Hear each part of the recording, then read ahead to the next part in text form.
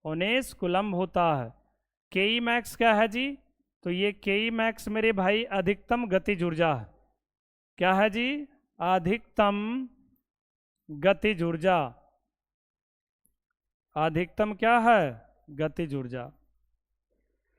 आप इसको डायरेक्ट याद कर लीजिएगा कि प्रकाश विद्युत प्रभाव के कारण उत्पन्न विभव को शून्य करने के लिए जितने ऋणात्मक विभव की आवश्यकता होती है, कारण कि मेरे भाई अभी आपने देखा कि इससे एक इलेक्ट्रॉन निकलेगा तो एक प्लस, एक और निकलेगा तो एक और प्लस, तो इसको जीरो करने के लिए 2 माइनस देना पड़ेगा, यानी कि निगेटिव आपको वोल्टेज देना पड़ेगा। इसलिए इसका डेफिनेशन में ये भी आता है कि प्रकाश विद्युत प्रभाव के कारण उत्पन्न विभव को शून्य करने के लिए जितने ऋणात्मक विभव की आवश्यकता होती है, जितने ऋणात्मक विभव की आवश्यकता होती है उससे हम लोग क्या कहते हैं? निरोधी विभव कहते हैं। और इसे V नोट द्वारा सूचित किया जाता है। V नोट द्वारा सूचित किया जाता है। V नोट बराबर क्या हो जाएगा? के ई मैक्स बटा ई। अब आगे बढ़ते हैं। 13 हो गया, लास्ट आपका 14 है। उसके बाद हम लोग क्वेश्चन की ओर चलेंगे। ड्यूअल नेचर है, बहुत ज़्यादा नहीं कुछ है, सवाल भी इससे आता है, अच्छा खासा आता है। आइंस्टाइन के प्रकाश विद्युत प्रभाव की व्याख्या करें। मेरे भाई आइंस्टाइन का प्रकाश विद्युत प्रभाव जो है ना, ये प्लांक के क्वांटम सिद्धांत के अनुसार देते हैं। जो प्लांक का क्वांटम सिद्धांत है उसी सिद्धांत से ये चलते हैं। अब प्लांक साहब क्या बोले थे कि भाई प्रकाश छोटे छोटे कणों से मिलकर बना होता, प्रत्येक कण को फोटोन कहते हैं। फोटोन के पास ऊर्जा और संवेग होता है और प्रकाश की चाल से गति करता है। तो उन्हीं के सिद्धांत पर इन्होंने व्याख्या किया है।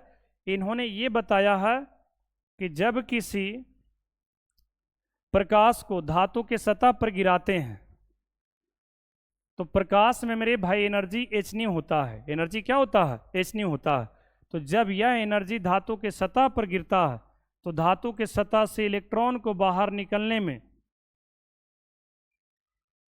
ऊर्जा की आवश्यकता होती है। मेरे भाई धातु के सतह से इलेक्ट्रॉन को बाहर निकलने के लिए ऊर्जा का कुछ भाग जो है ना धातु के सतह से इलेक्ट्रॉन को निकलने में खर्च होता है, अब बाकी ऊर्जा जो है ना गतिज ऊर्जा के रूप में बाहर निकल जाता है।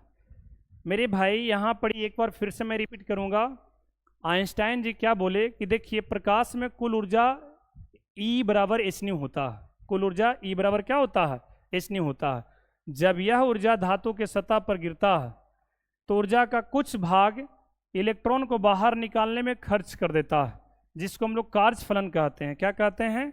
कार्यफलन कहते हैं। और शेष ऊर्जा जो है ना गतिज ऊर्जा में बदल जाता है, गतिज ऊर्जा प्रदान करता है।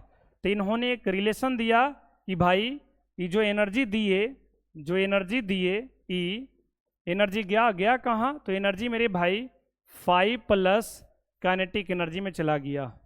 जो आपने एनर्जी दिया वो कहाँ गया? तो मेरे भाई इलेक्ट्रॉन को बाहर निकलने में 5 खर्च हुआ। इलेक्ट्रॉन को बाहर निकलने में 5 तो एकदम खर्च होना ही पड़ेगा, बाकी शेष एनर्जी जो है ना काइनेटिक एनर्जी में चला जाता है। और यहाँ से काइनेटिक एनर्जी निकालेंगे तो ये हो जाएगा मेरे भाई E माइनस 5। इसी को हम लोग आइंस्टाइन का प्रकाश विद्युत समीकरण कहते हैं। के ई बराबर E माइनस 5 प्रकाश का विद्युत समीकरण। इसके लिए हम बढ़िया से लिख देते हैं आइंस्टाइन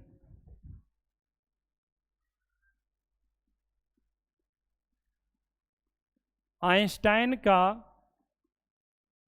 प्रकाश विद्युत समीकरण। इनका फॉर्मूला बहुत इंपॉर्टेंट है, फॉर्मूला से ही क्वेश्चन बनेगा आपका ऑब्जेक्टिव क्वेश्चन। इन्होंने बताया कि देखिए जो निकल रहा फोटो इलेक्ट्रॉन उसका अधिकतम गतिज ऊर्जा E माइनस 5 होता है। E क्या है? तो एक फोटोन की ऊर्जा, तो एच न्यू लिख सकते हैं, तो एच न्यू माइनस 5। एक फोटोन की ऊर्जा को एच न्यू लिखेंगे तो एच न्यू माइनस 5। एक फोटोन की ऊर्जा को एच सी बटा लेमडा जो पहले बताए थे जी, ये भी लिख सकते हैं। तो ये इनका समीकरण है। अगर मेरे भाई 5 के जगह पर एच न्यू नोट रखेंगे या एच सी बटा लेमडा नोट रखेंगे तो मामला बदल जाएगा। इसमें आपका हो जाएगा के ई बराबर रखिए ई के जगह पर हम लोग एच न्यू रखेंगे, 5 के जगह पर क्या रख देंगे? H new note. तो यहाँ से एच कॉमन करेंगे तो न्यू माइनस न्यू नोट आ जाएगा। ऐसे करके भी पूछा जाता है। अगर इससे चलेंगे मेरे भाई, इससे चलेंगे तो एच सी बटा lambda minus five, H C बटा क्या जी लेमडा माइनस फाइव की जगह पर एच सी बटा लेमडा नॉट, ऐसे चलेंगे। फिर से एक बार देखो, टेंशन लेने की आवश्यकता नहीं है, इसको एक बार फिर से देखिए आप लोग। ये मेरे भाई आइंस्टाइन का प्रकाश विद्युत समीकरण है। E minus five kinetic energy बराबर क्या जी E माइनस फाइव। ई को हम लोग एच न्यू लिखेंगे या एनर्जी को हम लोग एच सी बट्टा लेमडा लिखेंगे। अब बात को समझना, फाइव हमने बताया था कि कार्य फलन क्या होता है, एच न्यू नोट होता है या एच सी बट्टा लेमडा नोट होता है। तो यहाँ से आपका जो है ना आ जाएगा E माइनस फाइव को छोड़ दो, यहाँ से चलो इससे चलेंगे तो H new minus five, five की जगह पर क्या रखेंगे एच न्यू नोट, तो यहाँ से एच कॉमन करेंगे तो न्यू माइनस न्यू नोट। ये भी एक समीकरण है, इससे कई प्रकार का समीकरण बना सकते हैं।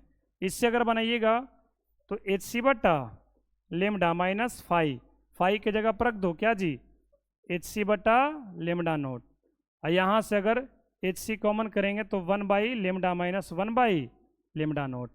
तो ये समीकरण काइनेटिक एनर्जी को कभी कभी हाफ एम वी स्क्वायर कर देगा मेरे भाई, काइनेटिक एनर्जी को कभी कभी हाफ एम वी स्क्वायर कर देगा। तो मेरे प्यारे दोस्त आप लोग एक्टिव हैं कि नहीं जी? एकदम हम लोग ऑब्जेक्टिव क्वेश्चन पर आने वाले हैं। एक लास्ट है मेरे भाई डी ब्रोगली तरंगदैर्घ्य, ये देखिए यही बहुत इंपॉर्टेंट है। इसमें अगर बात करेंगे तो फॉर्मूला में 4 व्यंजक है मेरे प्यारे दोस्त। डी ब्रोगली तरंगदैर्घ्य क्या है, इसके लिए व्यंजक लिखें। तो मेरे भाई डी ब्रोगली तरंगदैर्घ्य को हम लोग लेमडा से लिखते हैं, और ये होता क्या है तो प्लांक नियतांक और संवेग के अनुपात को डी ब्रोगली तरंगदैर्घ्य बोलते हैं। आप इसका डेफिनेशन लिख सकते हैं कि प्लांक नियतांक और संवेग के अनुपात को क्या कहेंगे डी ब्रोगली तरंगदैर्घ्य बोलेंगे। एच अपॉन पी, पी के जगह पर एम भी लिखा जा सकता है मेरे भाई। एम भी को हम लोग √2 एम के, ये सब रिलेशन होता है, और यहाँ पर ये भी लिख सकते हैं √2 एम के जगह पर क्या जी क्यू वी नॉट। ये मेरे भाई डी ब्रोगली के लिए जो हाँ ना व्यंजक है जो कि बहुत इंपॉर्टेंट है। पी मेरे भाई संवेग है, पी क्या है जी संवेग है। एच की बात करेंगे तो प्लांक नियतांक है, के की बात करेंगे तो काइनेटिक एनर्जी है, और क्यू की बात करेंगे तो आवेश है, और वी नॉट की बात करेंगे तो मेरे भाई पोटेंशियल डिफरेंस।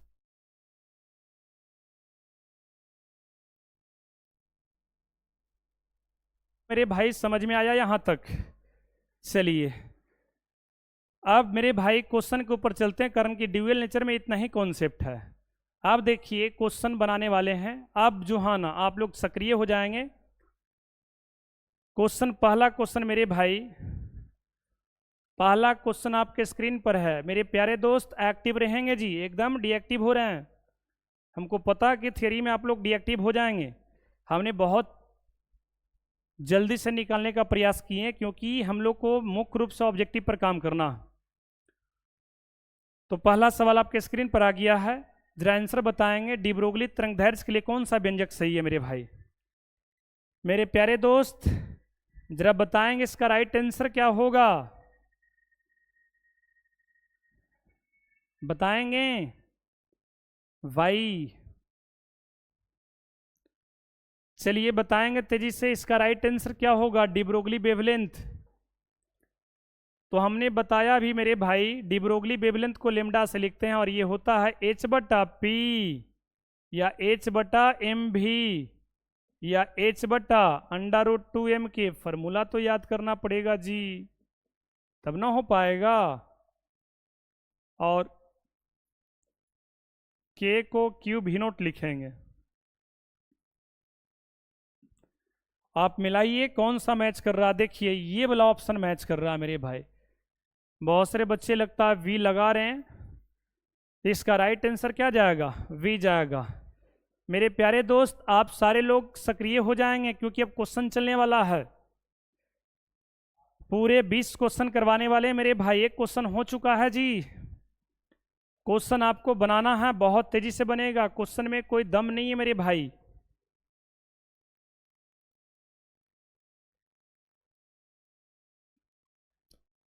क्वेश्चन देखेंगे, सेकंड क्वेश्चन आपके स्क्रीन पर आ गया है।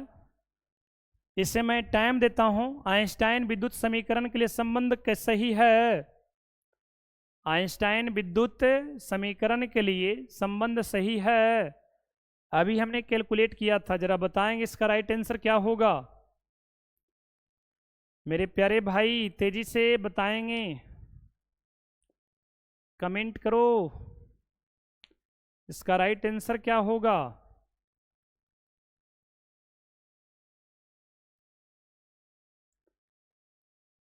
मेरे प्यारे भाई जरा देख लेते हैं क्या आंसर आप लोग लगा रहे हैं जी। बी लगा रहे हैं, एकदम सही है, एकदम आपने सही बताया, बी सही आंसर होगा मेरे भाई। अभी हमने बताया था कि काइनेटिक एनर्जी को क्या लिखेंगे, ई माइनस फाइव, ई को एच न्यू लिखेंगे, फाइव को एच न्यू नोट लिखेंगे। और काइनेटिक एनर्जी का मतलब क्या होता है, हाफ एम वी स्क्वायर। मेरे भाई ऐसा ही सवाल घुमा के करेगा, half M V square, H common कर लो तो न्यू माइनस न्यू नॉट। एकदम सही है मेरे भाई, इसका राइट आंसर क्या जाएगा, वी जाएगा। देखने में बड़ा भयंकर लग रहा, बट जो हाँ इसमें कोई जान नहीं है अगर समझ लेंगे तो। चलिए मेरे भाई अब नेक्स्ट क्वेश्चन देते हैं। नेक्स्ट क्वेश्चन आपका है, ये थोड़ा क्वेश्चन जो है ना समझदार क्वेश्चन है मेरे भाई, और पिछले क्लास हमने बताया था। मेरे भाई क्वेश्चन है, एक ही तरंगदैर्घ्य के इलेक्ट्रॉन तथा फोटॉन की कौन सी भौतिक राशि समान होती है? दोनों का तरंगदैर्घ्य सेम दे दिया गया मेरे भाई, इलेक्ट्रॉन पार्टिकल है।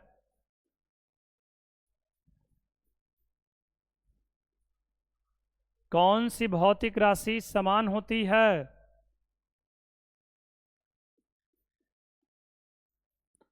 तो मेरे भाई जरा ध्यान से देखेंगे, तेजी से हमने कर दिया है। ऑप्शन ए में वेग दिया हुआ है, बी में ऊर्जा है, सी में संवेग है, डी में क्या है, कोणीय संवेग। ये हमने पिछले क्लास करवाया था आपको, ये जो है ना क्वेश्चन करवा दिया गया है। हमने बताया था कि इलेक्ट्रॉन का डी ब्रोगली वेवलेंथ लिखेंगे तो एच बटा पी, यहाँ से पी निकालेंगे तो एच बटा लेमडा, और फोटोन का संवेग होता है एच बटा लेमडा। इसलिए दोनों का जो है ना लेमडा सेम होगा, लेमडा सेम होगा तो संवेग सेम हो जाएगा। संवेग क्या हो जाएगा, सेम हो जाएगा। आप इसे याद कर लेंगे मेरे भाई। कैलकुलेशन की बात रहा तो ये है।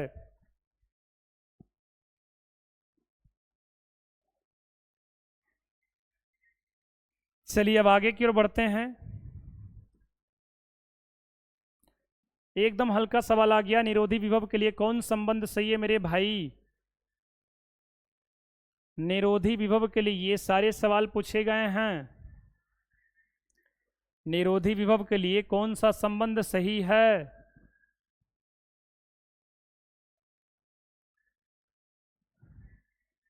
मेरे प्यारे दोस्त निरोधी विभव के लिए कौन सा संबंध सही है, बताएंगे? बहुत सारे बच्चे भी मार रहे हैं, चलिए देख लेते हैं जी। मेरे भाई वी मेरे भाई होगा। अभी हमने बताया था कि निरोधी विभव को भी से वी नोट से लिखते हैं, और इसके लिए फॉर्मूला होता है के ई मैक्स अपॉन ई होता है। तो यहाँ काइनेटिक एनर्जी को के लिखा है, काइनेटिक एनर्जी को क्या लिखा है, के लिखा है, तो के बटा ई हो जाएगा। इसलिए इसका राइट आंसर मेरे भाई ए जाएगा जी। क्या जाएगा, ए जाएगा। इसका राइट आंसर क्या जाएगा, ए जाएगा। चलिए अगला क्वेश्चन देखेंगे। एकदम सिंपल है मेरे भाई, अभी हमने बताया था, जरा बताएंगे। H गुना सी का मान क्या होगा? मेरे प्यारे दोस्त H गुना सी का मान क्या होगा?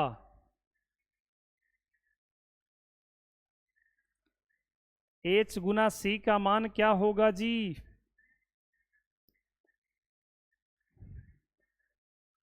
मेरे भाई H गुना C का मान, बहुत सारे बच्चे B मार रहे हैं, चलिए देख लेते हैं। हाँ एकदम सही है मेरे भाई।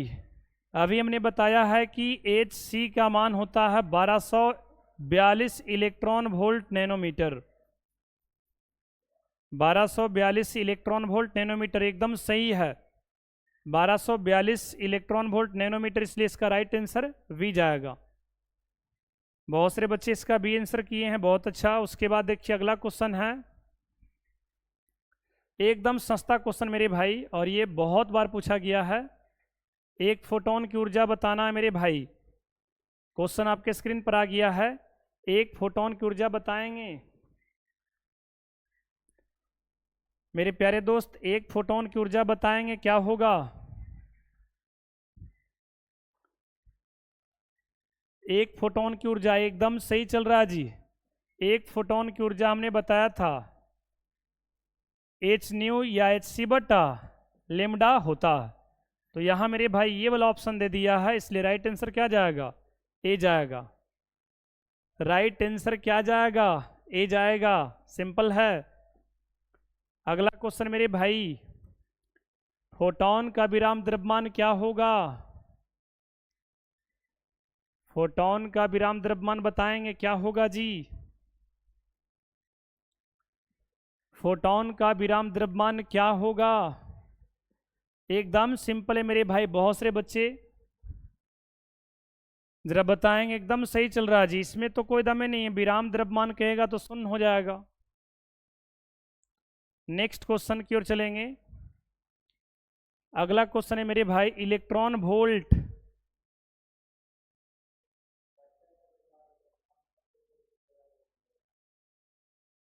इलेक्ट्रॉन वोल्ट की इकाई होती है,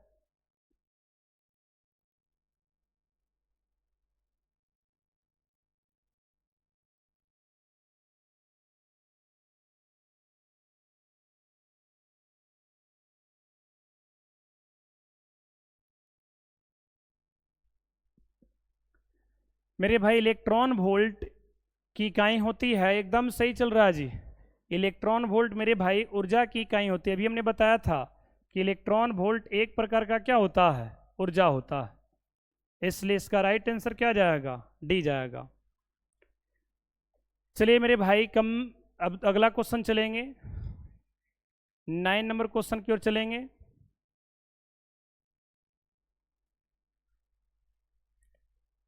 9 नंबर क्वेश्चन की ओर चलेंगे। प्लांक स्थिरांक की बीमा बताएंगे जरा मेरे प्यारे भाई, प्लांक स्थिरांक की बीमा बताएंगे। तो ये तो मेरे भाई आपको निकालने आना चाहिए। देखिए E बराबर एच न्यू फॉर्मूला होता है, ई एनर्जी का विमीय सूत्र होता है m² T-2। एच का पूछा जा रहा, न्यू आवृत्ति का मेरे भाई पर सेकंड होता है, तो एच का निकालेंगे ना, तो ये हो जाएगा m L² T-2 बटा टी इनवर्स। तो ये हो जाएगा क्या जी, m L² T-1। आप इसको याद कर लेंगे, m L² T-1 इंपॉर्टेंट है, मॉडर्न में देखा जाए तो ये बहुत इंपॉर्टेंट है, मॉडर्न के लिए बहुत इंपॉर्टेंट है मेरे भाई। ये याद रखिएगा कि प्लांक स्थिरांक का बीमा जो है ना, ऐसे निकालने आना चाहिए। अगर नहीं आ रहा तो कोई बात नहीं, आप डायरेक्ट याद रखेंगे m L² T-1। क्लियर। चलिए एक लास्ट सवाल मेरे भाई, बस इतना ही रहने देंगे। ये आपका लास्ट सवाल है,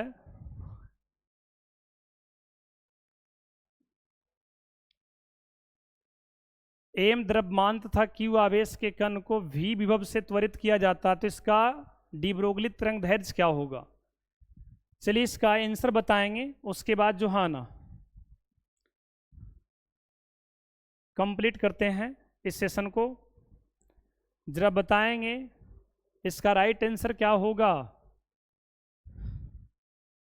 ऑप्शन ए में मेरे भाई देख सकते हैं, ν/√2 QM VCD क्या होगा मेरे भाई।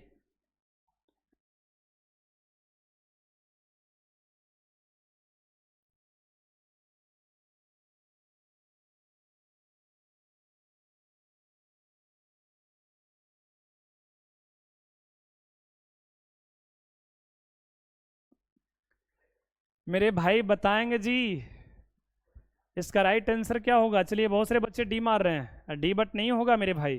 देखिए सी दिख रहा है जी। डी ब्रोगली वेवलेंथ होता है एच बट्टा पी, याद करो एच बट्टा एम भी, एच बट्टा √2 m k, एच बट्टा √2m³ V0। आप देखिए सही से ये वाला ऑप्शन मैच कर रहा है मेरे भाई।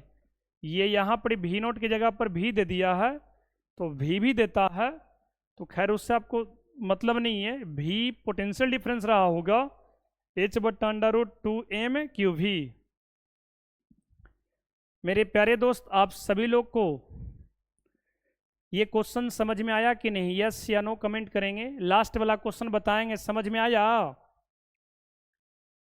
पूरे व्यंजक को आप याद कर लेंगे तो क्वेश्चन बनेगा, एकदम बनेगा, रुकेगा नहीं मेरे भाई। क्वेश्चन एकदम सिंपल हो जाएगा।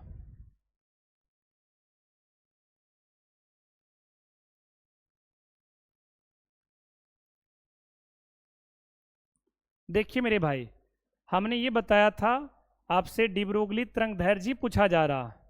इसके लिए फॉर्मूला h बट्टा पी, एच बट्टा एम भी, एच बट्टा √2m k, एच बट्टा √2m³ V0। तो इसमें से कोई एक सवाल दे देगा आपको। यहाँ पर अगर बात करेंगे तो ऑप्शन इससे सेट किया गया है, ध्यान से देखो, √2 करके सब में दिया। तो आप देखिए कि √2m³ V0, इसमें देखिए भी नहीं दिख रहा, इसमें दिख रहा लेकिन इसमें Q नहीं है।